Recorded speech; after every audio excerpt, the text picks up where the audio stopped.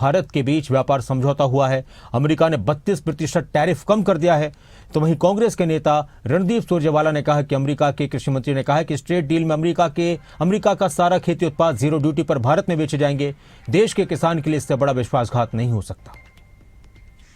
राज्यसभा में आज समूचे विपक्ष ने एक मत और एक स्वर से सरकार से अमेरिका और भारत की जो ट्रेड डील की घोषणा राष्ट्रपति ट्रंप और अमेरिका की एग्रीकल्चर मिनिस्टर के द्वारा की गई है, उस पर जवाब मांगा, उसकी तफसील मांगी। देश का सबसे बड़ा दुर्भाग्य है कि पहले 3 काले कानून से खेती को बेचने का भाजपाई षड्यंत्र हुआ और अब एक बार फिर जैसा अमेरिका की कृषि मंत्री ने कहा है कि भारत अमेरिकी ट्रेड डील में अमेरिका के सारे खेती उत्पाद 0% ड्यूटी पर भारत में बेचे जाएंगे। देश के किसान के लिए इससे बड़ा विश्वासघात हो ही नहीं सकता।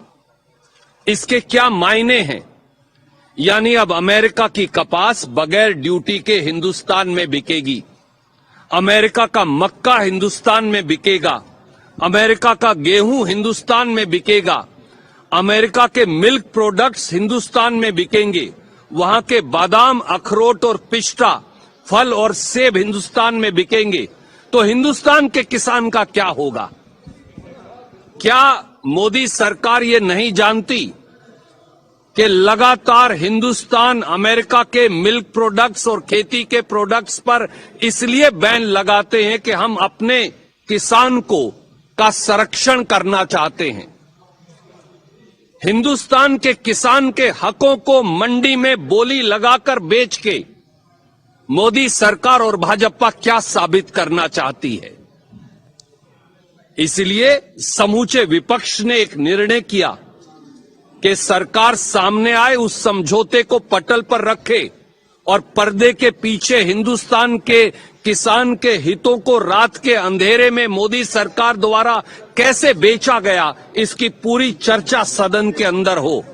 परंतु हमेशा की तरह भाजपा अंधेरे के पर्दे के अंदर किसानों के हकों को बेचने की साजिश पर पर्दा डाल बंद करना चाहती है। ये हिंदुस्तान के किसान को, समूचे विपक्ष को, कांग्रेस पार्टी को कभी मंजूर नहीं हो सकता। इसलिए आज हमने जवाब भी मांगा, हिसाब भी मांगा, बहिर्गमन भी किया।